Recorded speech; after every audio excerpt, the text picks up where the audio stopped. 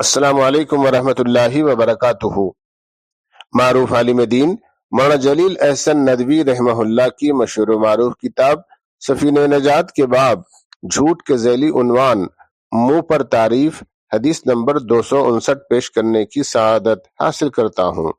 بسم اللہ الرحمن الرحیم۔ حضرت ابو بکرہ رضی اللہ تعالیٰ عنہ کہتے ہیں، ایک آدمی نے ایک شخص کی تعریف نبی صلی اللہ علیہ وسلم کی مجلس میں کی۔ وہ آدمی بھی مجلس میں موجود تھا۔ آپ صلی اللہ علیہ وسلم نے تعریف کرنے والے آدمی سے کہا، تم نے تو اپنے بھائی کی گردن کاٹ دی۔ یہ جملہ آپ صلی اللہ علیہ وسلم نے 3 بار دہرایا۔ تم میں جو کسی کی تعریف کرے اور ایسا کرنا ضروری بھی ہو تو یوں کہے، میں فلاں کو ایسا سمجھتا ہوں اور اللہ ہی حقیقت حال سے واقف ہے۔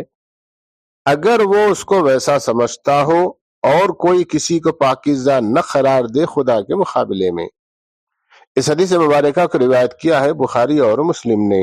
مولانا جلیل احسن ندوی رحمہ اللہ اس حدیث مبارکہ کی تشریح کرتے ہوئے لکھتے ہیں، حضور اکرم صلی اللہ علیہ وسلم کی مجلس میں ایک شخص کے منہ پر اس کی تعریف کی گئی۔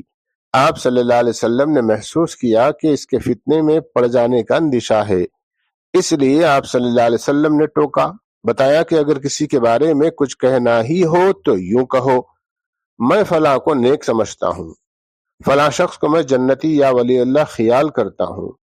یوں نہ کہے فلاں یقیناً جنتی ہے۔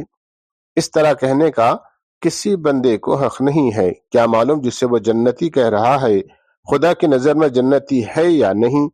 آدمی جب تک زندہ ہے ایمان کی آزمائش گاہ میں ہے، کیا معلوم کب آدمی کا دل پلٹ جائے اور بھٹک جائے، اور مرنے کے بعد بھی خطیت کے ساتھ جنتی کہنا صحیح نہیں ہے۔ علماء نے کہا ہے کہ آدمی کے فتنے میں پڑنے کا اندیشہ نہ ہو اور موقع آ پڑے تو اس کے منہ پر تعریف کی جا سکتی ہے۔ وآخر دعوانا ان الحمد للہ رب العالمین۔